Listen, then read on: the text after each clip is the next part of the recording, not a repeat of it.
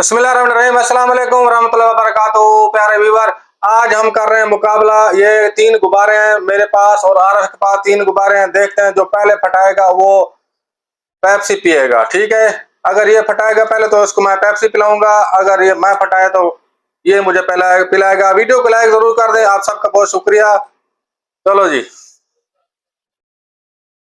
1 2 3।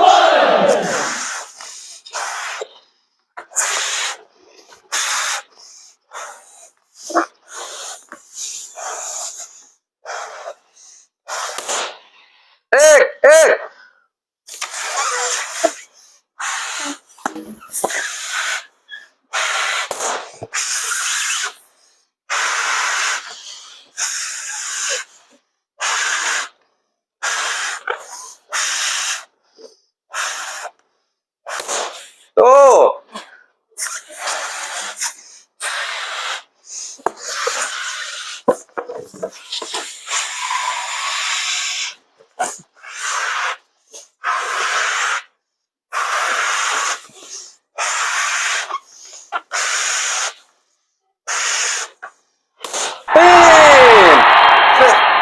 तो पेप्सी पिलाने होंगे। ठीक है व्यूअर, मैं जीत गया हूँ।